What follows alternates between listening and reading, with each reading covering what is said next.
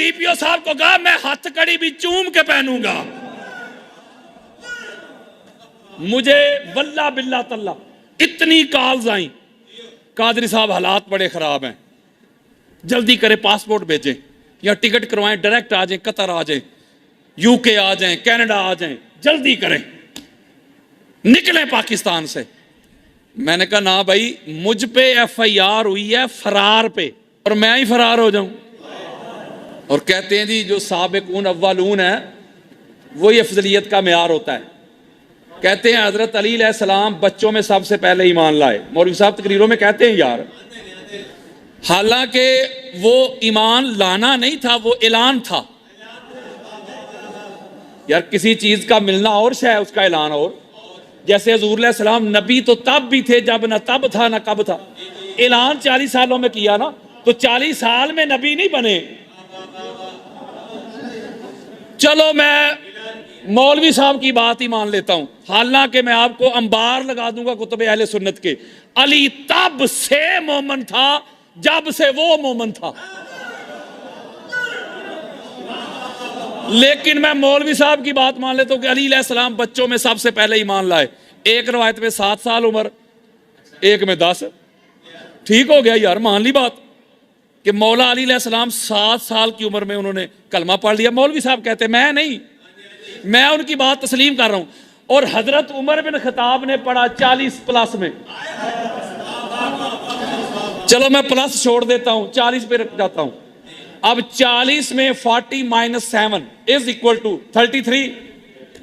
नहीं समझ रहे? और जा शर्म कर, हया कर, जब चुल्लू भर पानी में डूब मर। अगर अली को बच्चों में भी पहला मोमन मान लूं तो अली को 7 साल की उम्र में पता चल गया वो एक है, और जिसको तू अली पे प्रायोरिटी देता है उसको 40 साल तक पता नहीं चला वो एक है। बता मुझे, अली अफजल है कि 33 साल बुत पूजने वाला अफजल है?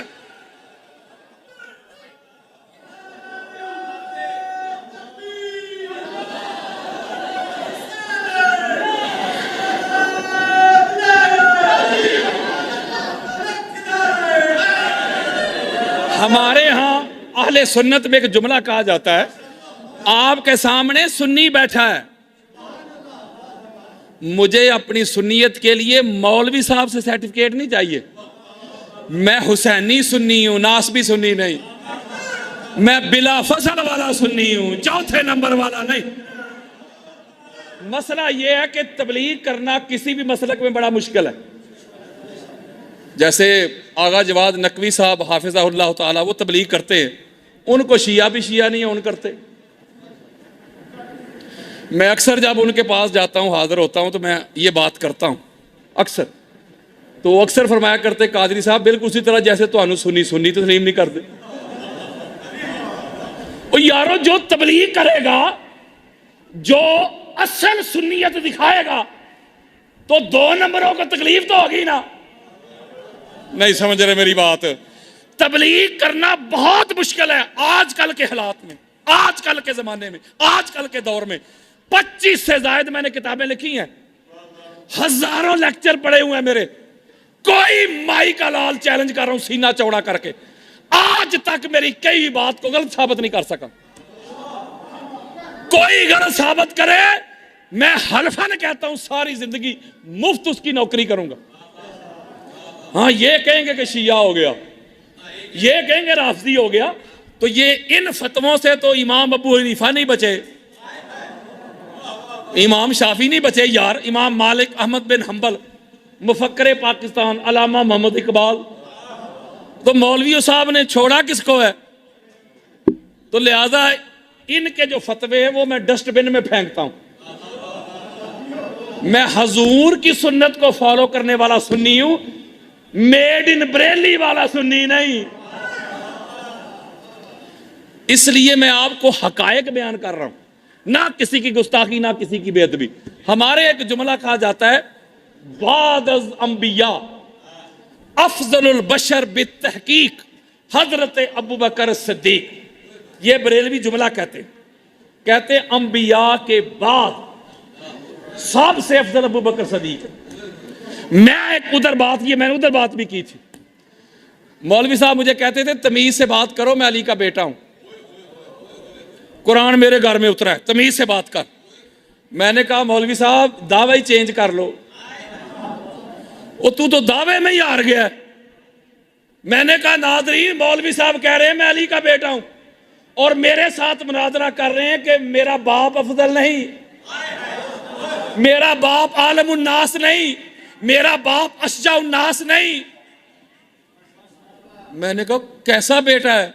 मैं अली अलैहिस्सलाम के नौकरों के नौकरों के नौकरों के नौकरों के नौकरों का नौकर हूं और मेरा दावा है कि पूरी कायनात में अल्लाह ने पाक मोहम्मद के बाद अली जैसा कोई बनाया ही नहीं। तो ये एक जुमला कहते हैं कि बाद अज़ अंबिया, बाद अज़ का क्या मतलब होता है? अंबिया के बाद।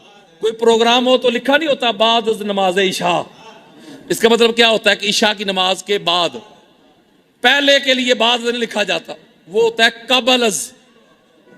नहीं समझ रहे? कबल अज़ का मतलब होता है पहले, बाद अज़ का मतलब बाद में। तो हमारे यहाँ एक जुमला कहा जाता है सुन्नियों में, बरेलवियों में, कि बाद अज़ अंबिया, यानी अंबिया के बाद अफज़लुल बशर अबू बकर सदीक। मैंने कहा मौलवी साहब अगर तेरा ये अकीदा है, ये विजन है, ये नजरिया है, ये थाट है कि बाद अज़ अंबिया अफज़लुल बशर हजरत अबू बकर है, फिर तुझे बताऊं अली बाद अज़ अंबिया नहीं, अली क़ब्ल अंबिया है। अली अंबिया के बाद नहीं, अली अंबिया के बाद नहीं, अली अंबिया से पहले है। वो जो अंबिया के बाद हो मौलवी जी, वो बन जाए तेरी नजर में अफजलुल बशर, तो जो कबल अंबिया हो उसकी अफजलियत का क्या मेयार होगा? ये इमाम अहमद बिन हंबल ने फज़ाइल सहाबा में कोई 70 के करीब अहले सुन्नत की किताबों में ये हदीस मौजूद है। आप परेशान हो जाएंगे अल्लामा साहब कह के कि अली कबल अंबिया है। आका अलैहिस्सलाम फरमाते हैं कि कुन्तु आना व अलीयुन नूरन बैन यदैल्लाह क़ब्ल यख़लक़ आदम। मेरे आका फरमाते हैं मैं और मेरा भाई अली अल्लाह के नूर से वाहिद सिंगल नूर थे, आदम की तख्लीक के लिए भी मट्टी भी नहीं गूंदी गई थी। एक खुदा था, दूसरा मुस्तफा और मुर्तजा का सिंगल नूर था। इसी पर मैं बेशुमार हदीस पढ़ सकता हूं, लेकिन ये मैंने मौजू सुनाना नहीं आपको। नुक्ता मैं आपको ये समझा रहा हूं कि अफजलियत के जितने भी मनाबे हैं, मसादिर हैं, म्यार हैं, लवाजमात हैं, वाजिबात हैं, टर्म्स हैं, कंडीशंस हैं, वो सारी की सारी इसी घर में पूरी होती है। इस घर के अलावा कोई अफजल हो ही नहीं सकता। यारो जिनको अफजल कहते हो वो तो कहते थे लिख दो हमें नौकरी। नहीं समझ रहे मेरी बात? वो मौलविया जिनको अली के ऊपर ला रहा है वो तो अली अलैहिस्सलाम की औलाद को कहते थे हमें नौकरी लिख दो। इमाम अहमद बिन हंबल अहले सुन्नत के सर का ताज है, उनका भी ये अकीदा है। वो फरमाया करते थे कि अली को सहाबा से क्यास करना ही गुमराही है। वो कहते हैं सहाबा को सहाबा में क्यास करो, तकाबुल करो, कंपैरिजन करो। अली अलैहिस्सलाम का सहाबा से कंपैरिजन करना ही जहालत है। कहां अली जो अल्लाह का नूर है, जो नफ्से रसूल, जो दमे रसूल, जो लहमे रसूल, जो नफ्से, जो नूरे रसूल, जो हसब और नस्बे रसूल, उस अली अलैहिस्सलाम का यार किन से कंपैरिजन कर रहे हो? लिहाजा जिनका जो मुकाम है उनको उधर ही रखो। जब उधर रखोगे तो गुस्ताखियां भी खत्म हो जाएंगी। मैं सच्ची बात आपको बता रहा हूं यारो, जो जिसका बनता है उसको उसी जगह पे रखो ना, तो गुस्ताखियां खत्म। तो जब आप नौकरों को उठा के मालकों से भी ऊपर ले जाएं, तो जो मालकों के नौकर होंगे उनको फिर तकलीफ तो होगी ना।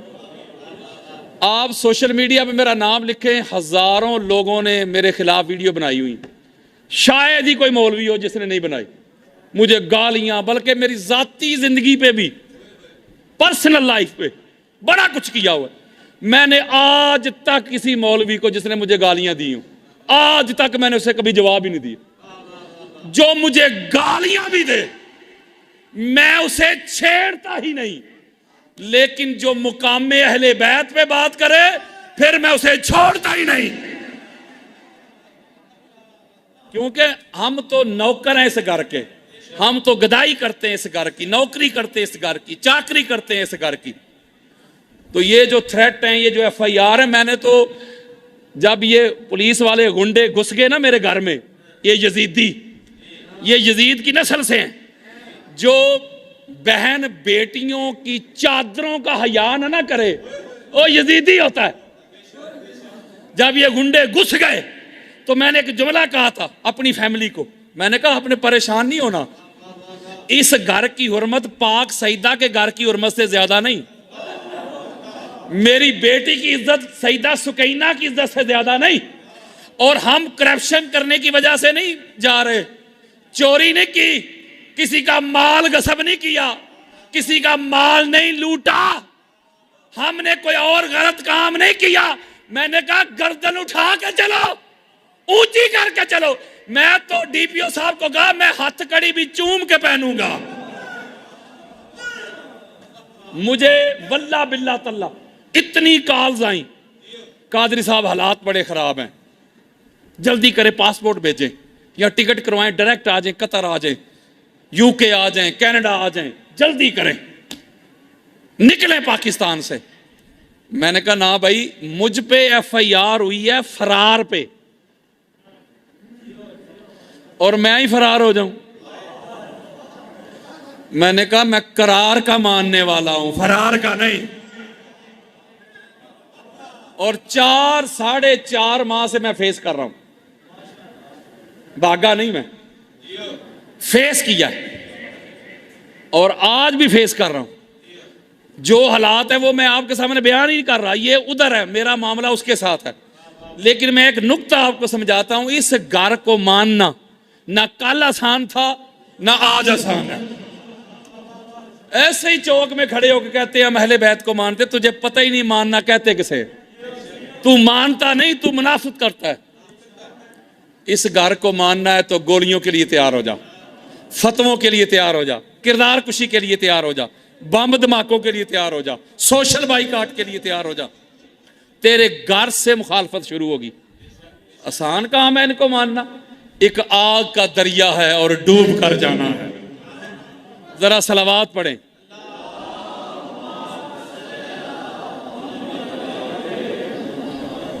ये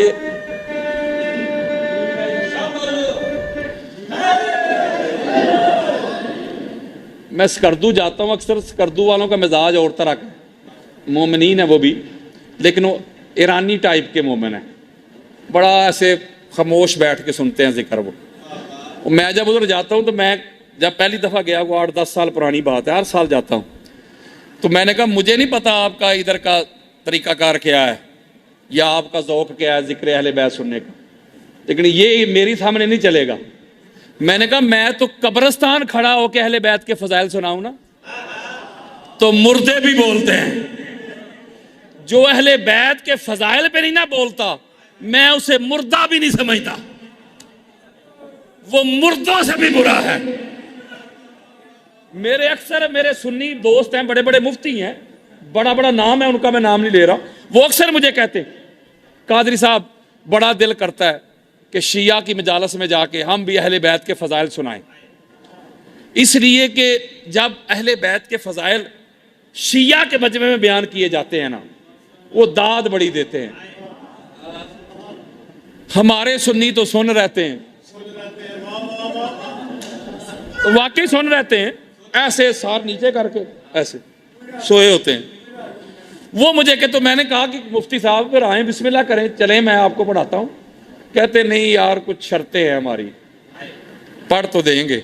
शर्तें क्या हैं जी? सामने वो जो कपड़ा होता है ना, काले रंग का नहीं होना चाहिए, वो सब्ज़ होना चाहिए। सामने को टेबल के ऊपर अलम भी नहीं पड़ा होना चाहिए। पीछे मजलिस अज़ाब नहीं लिखा होना चाहिए, फिर पढ़ेंगे। मैंने कहा मुफ्ती साहब इतनी शर्तें लगाएगा तो शिया जूते ही मारेंगे, पढ़ाएंगे नहीं। वो मैं क्या अल्लाह के बंदे, वो तुझे अलम से तकलीफ है। ये पिछली बार मैं आपके पास आया था, मैं बता के गया था आपको। वो मैंने कहा तुझे किसने बता दिया कि अलम शिया का है? मुझे को दुनिया का शिया तो दिखा जिसमें इतनी जुर्रत हो जो कह दे कि अलम मेरा है। और ये तुझे किसने कह दिया कि मजलिस भी शिया की है? मजलिस हुसैन है यार। तो इसका मतलब है कि इनको फिर कटर शिया हो ना, नॉर्मल शिया नहीं। वो हद ही टपया नुसैरी भी हो, कहते मैरिज हाल हो, ठीक है, बारगा ना हो, इमाम बारगा, मैरिज हाल हो, खुली जगह हो, ना आलम हो ना कपड़ा हो, फिर शिया दा न्याज भी ठीक है, ते अकीदा भी ठीक है, ते महफल भी ठीक है। बस अलम आ गया तो फिर तकलीफ है। कभी सोचिएगा इसके ऊपर कि शिया की जिद में हम अपने ईमान का बेड़ा गर्क कर रहे हैं। मैं तो अक्सर कहा करता हूं मेरे सुन्नी भाइयों, रब दा वास्ता जे शिया की जिद में अपने ईमान का बेड़ा गर्क ना करो। अगर अहले बैत ले गए शिया तो पीछे आपके पास क्या बचेगा? ठेंगा। हजरत जी, कारी जी, मुफ्ती जी, अगर तेरी नमाज में अली नहीं ना ते हमें टक नहीं, यहां नमाज कोई नहीं। अगर तेरे रोजे में अली नहीं, हमें पोखी कटिया, रोजा कोई नहीं। अगर तेरे हज में अली नहीं, तेरे नसीब के चक्कर है, तवाफ नहीं। किसी भी इबादत से अहले बैत निकल जाए, कोई भी इबादत हो, अहले बैत निकल जाए, अल्लाह की इज्जत की कसम इबादत इबादत ही नहीं रहती। हमने अहले बैत को भी शिया सुन्नी में तकसीम कर दिया। अहले बैत के बगैर गुजारा नहीं, अहले बैत के बगैर चारा नहीं। मैं आखिरत देख रहा हूं, आखिरत की जिंदगी मेरे सामने है। ये मुखालफतें मैं आपको मोटिवेट करना चाह रहा हूं। जो इस घर पे आ जाता है ना सिदक के साथ, अखलास के साथ, प्योर होके, खलूस से नीयत के साथ जो आता है इस घर पे, मुखालफतें तो होती हैं, लेकिन जितना ये करम और फजल ये करते हैं ना, अल्लाह की इज्जत की कसम खा के कहता हूं आप सोच भी नहीं सकते। हमें मुखालफतें नजर आती हैं। मुझे पूरी कायनात का कोई मुल्क बताएं, किसी मुल्क का नाम लें। अभी मैं अभी आपको उसके अभी कॉल करा देता हूं। हजारों लोग जो जाने देने के लिए तैयार हैं उस मुल्क में, ऊपर लेवल तक। तो पता चला ये ऐसे लजपाल हैं, ये बंदे को कभी तन्हा नहीं छोड़ते। मैं वो बातें कर रहा हूं जो प्रैक्टिकल हैं। और आप जो लोग बैठे हुए हैं इधर, ये मेरी माएं बहनें बेटियां बैठी हुई हैं, अल्लाह की इज्जत की कसम खा के मैं कहता हूं आप अल्लाह के चुने हुए हैं। नहीं समझ रहे? उस जरा माहौल तो देखो यार, माहौल तो देखो। बड़े बड़े मुल्ला आपके पीछे, मुफ्ती आपके पीछे, गोलियां आपके पीछे, बम धमाके आपके पीछे, अक्सरियत आपके पीछे, मिनिस्ट्रियां आपके पीछे, हुकूमतें आपके पीछे। और ऐसे हालात में भी अगर आपको इस घर की मार्फत हो गई है तो फिर मान लो कि आप पे अल्लाह का बड़ा खास फजल है। आप कहते हैं भी जिस तरह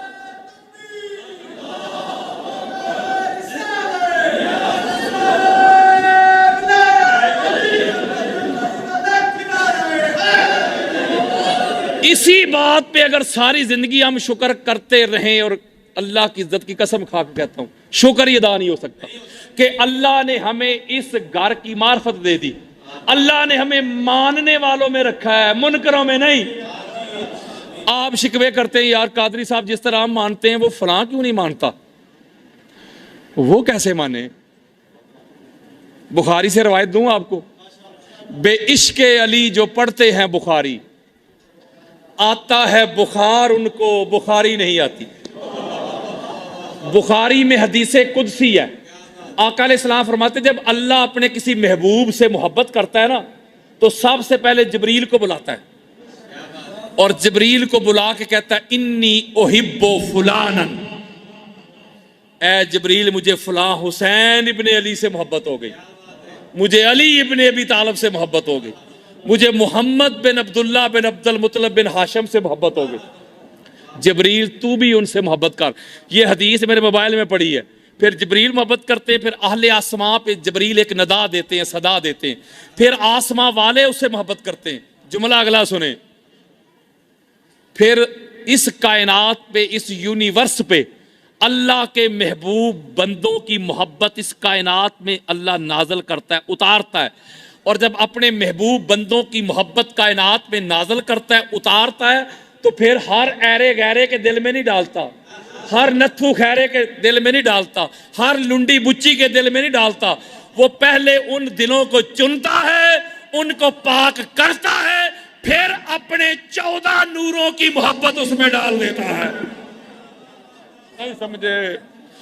आप कहते हैं, चलो मैं आसान करके समझाता हूं, आपके छोटे छोटे बच्चों को भी ये आयत याद होगी।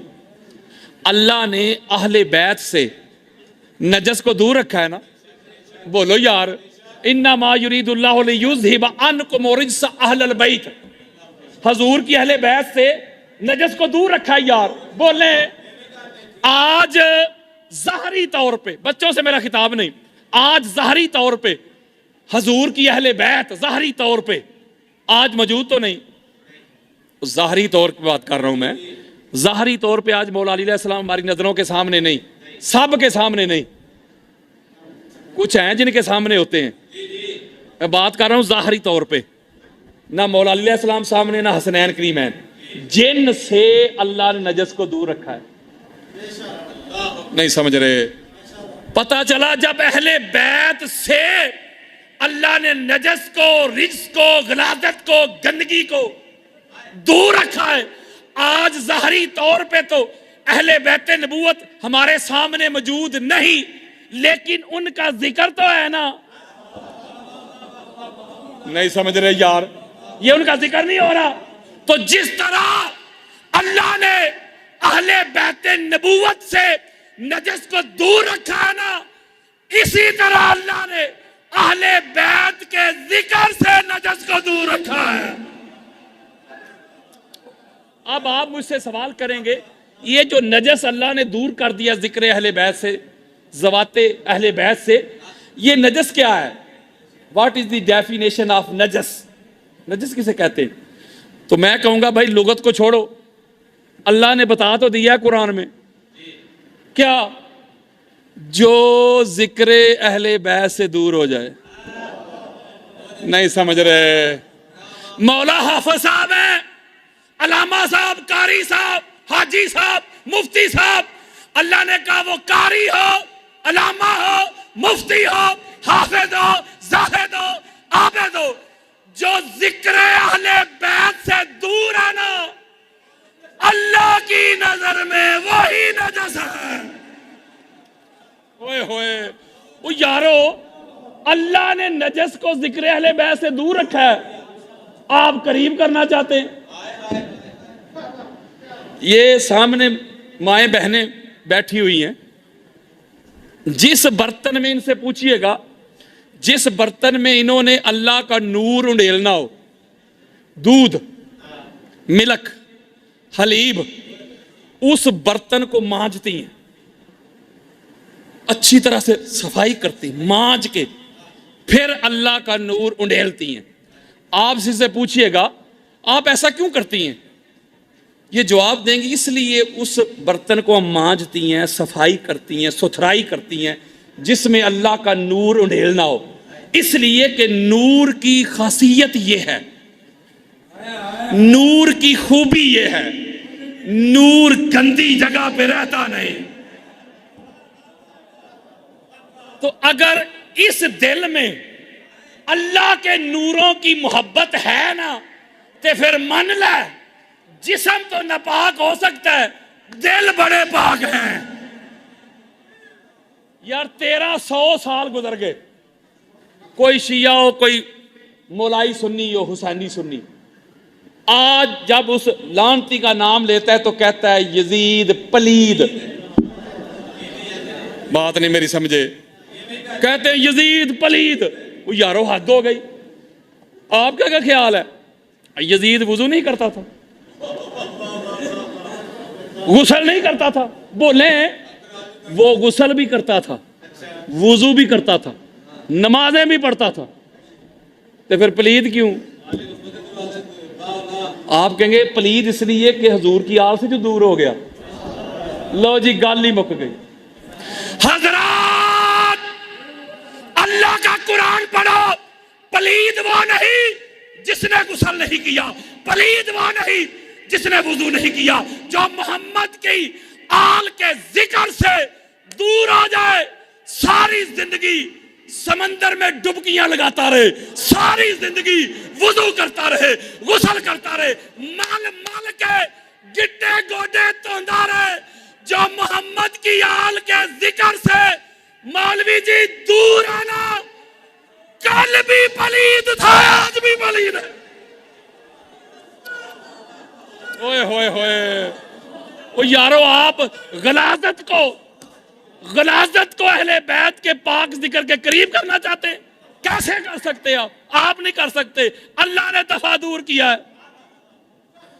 तो जिसको अहले बैत के जिक्र से मसला हो, अल्लाह के कुरान की नास के मुताबिक कल भी पलीद था, आज भी पलीद है। तो ये अल्लाह का आप पे बहुत बड़ा फजल और करम है अल्लाह का, कि अल्लाह ने आपको मानने वालों में रखा है और कुर्बानियां देकर मानने वालों में रखा है। मौला अली अलैहिस्सलाम से किसी ने कहा कि मौला, मुझे आपसे बड़ी मोहब्बत है। मेरे मौला ने फरमाया, क्या कह रहा है? जी मौला, मोहब्बत ही बड़ी है। तो मौला फरमाते, अगर मोहब्बत है ना तो फिर आजमाइशों के लिए तैयार हो जाओ। खाला जी का घर है, आप अहले बैत अतहार को उस तरह माने जिस तरह मानने का हक है। अहले बैत के दुश्मनों को आप एक्सपोज करें, नंगा करें, तो लोग आपके गले में फूलों का हार डालेंगे ना। अहले बैत अतहार को मानने का नशा ही इतना है, ये नशा पूछना है तो पूछ 20 में तमार से। और यार पूछ हुजैर इब्ने अदी थे, पूछ हजरत मिकदाद से, हजरत सलमान से, हजरत बिलाल से, हजरत हुजैफा से, हजरत अम्मार से, हजरत जाबर से पूछ।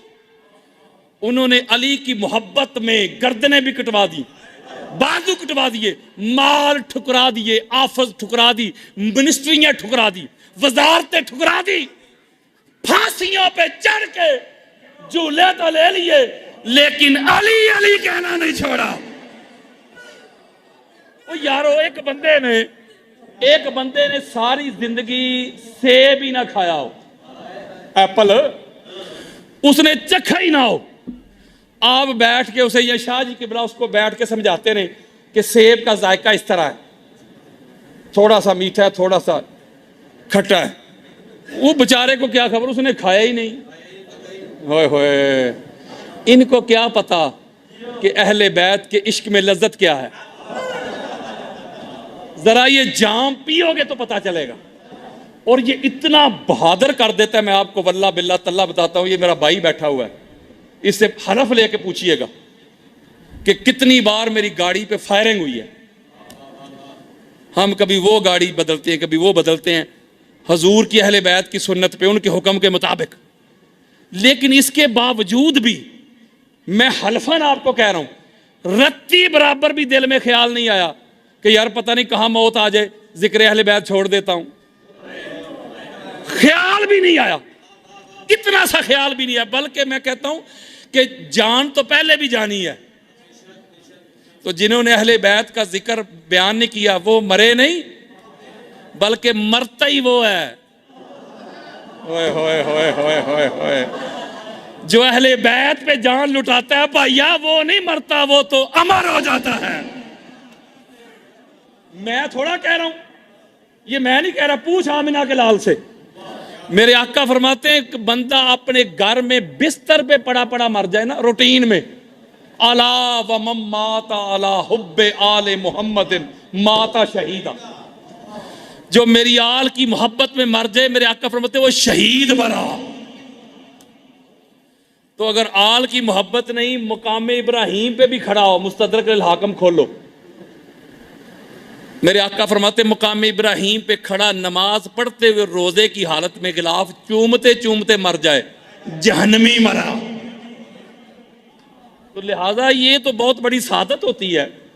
हम तो इस घर की नौकरी कर रहे हैं, इस घर की चाकरी कर रहे हैं, इनके फजाइल बयान करते हैं, जो कुछ भी कर सकते हैं, जो अल्लाह ने हमें हिम्मत दी है, ताकत दी है, उसके मुताबिक करते हैं। तो इसका हरगिज़ ये मतलब नहीं है कि हमें कोई खौफ है, कि या कोई हमें कोई डराना चाहते हैं, धमकाना चाहते हैं कि ये बंदा डर के छोड़ जाएगा। ना, ये जुबान काट दो, जिस्म जान काट दो, मिदहते मुर्तज़ा की सजा दो मुझे, जिक्र शाह नजफ से रुकूंगा नहीं, चाहे 100 बार सूली चढ़ा दो मुझे, टुकड़े टुकड़े करो मेरा सारा बदन, आग रोशन करो और जला दो मुझे। जब मेरे जिस्म की राख बन जाए ना, जालिमों फिर हवा में उड़ा दो मुझे। 1-2 दिन नहीं, सुबह मैशर तलक जिस तरफ जिस जगह ये हवा जाएगी, ये अली के मवाली का वादा रहा, या अली की सदा आएगी। हम तो तरसते हैं यार, हम तो तरसते हैं कि इनके नाम पे जान चली जाए।